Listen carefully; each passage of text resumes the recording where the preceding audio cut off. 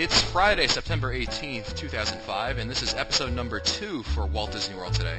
I'm your host, Matt Hochberg, and today's panel includes Len Testa of the Unofficial Guide to Walt Disney World. Welcome, Len. Hey, Matt. As well as Mike Scopa of MousePlanet.com. Welcome to the show, Mike. Hello, Matt. And the show wouldn't be complete without another Mike, Mike Newell of MouseWorldRadio.com. Mike, how are you doing today? Hi, Matt. Thanks.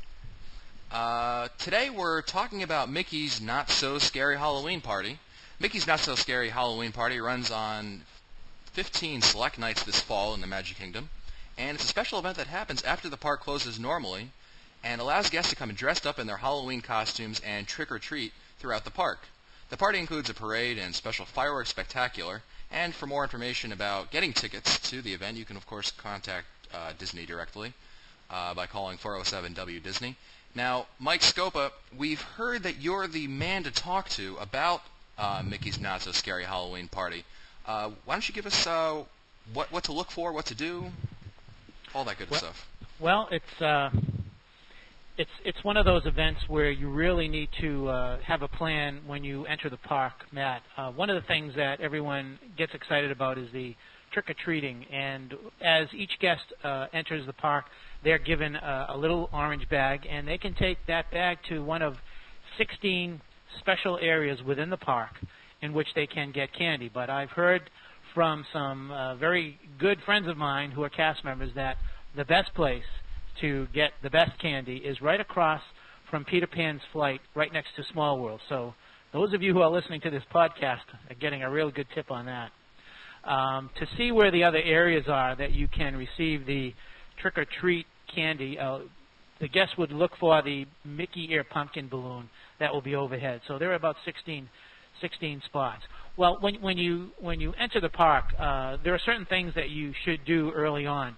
One of the things is that you need to consider getting a fast pass for the Haunted Mansion, because that is obviously the most popular attraction at that party. So it's good to get a fast pass, or if you can actually go in on standby, then I would do that. What do the wait times look like if you go wait on standby?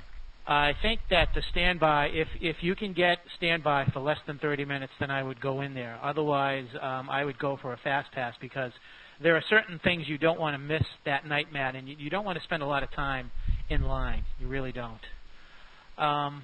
There is a Halloween riverboat ride that should be done early in the party as well, to get that out of the way, because as we get closer and closer to the fireworks time, which I believe is 9:15 that night, they will close off that for a while.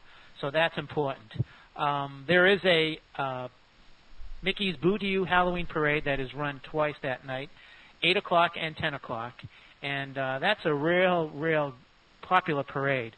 The highlight of that parade is at the beginning, where the Headless Horseman gallops up Main Street and through the park, and everybody waits for that. So that's a very, very popular ride. And for those who are going, if they want a good spot to take photographs, a very good spot is right outside the Country Bear Jamboree building, because on that night they have special lights that come up behind you, and they really give you a good opportunity to take some really good photos.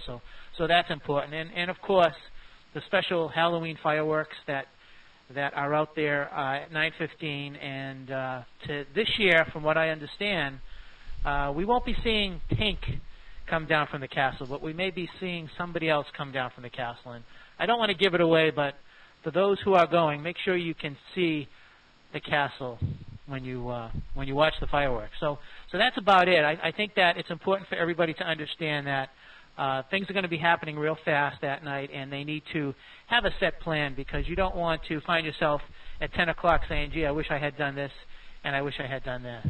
Well, I've heard, maybe you can correct me if I'm wrong, I've heard that, often adults always have that problem of, do I want to get dressed or do I not want to get dressed up and go in costume? And I've heard that the closer you are to Halloween, the more adults you're likely to see dressed up. Is that true?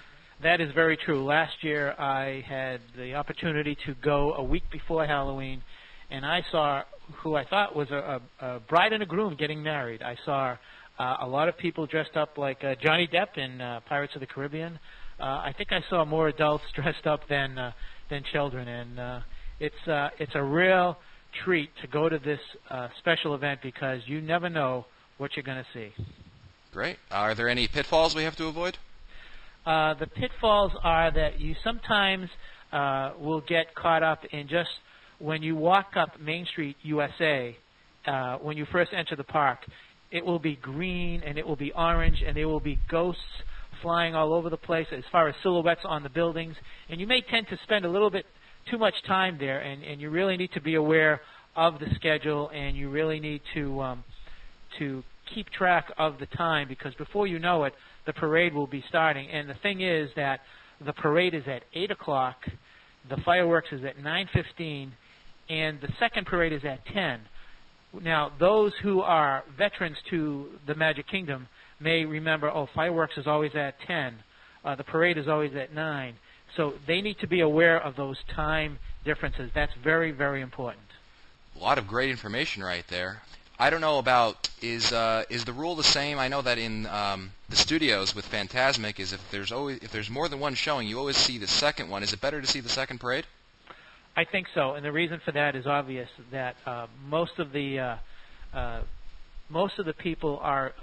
guests will probably be gone by the second parade because they will bring children in, and they will get the children doing their trick-or-treating. They'll watch the first parade, they'll watch the fireworks, and then they'll leave. So you're absolutely right, Matt. The best time is the second parade near, and probably Frontierland is the best place. I'd even go as far to say where the Liberty Bell is, right across from Hall of Presidents. There is some storytelling that goes on just before the parade. So yes, the 10 o'clock parade is my preference. Well, that's it for us today. This has been episode 2 of Walt Disney World Today. Be sure to visit the Walt Disney World website at www.wdwtoday.com for the show notes, as well as the ability to send us all your comments about this brand new podcast. As always, you can look for our new shows on Mondays and Fridays every week. For Len Testa, Mike Scopa, and Mike Newell, I'm Matt Hatchberg. We'll see you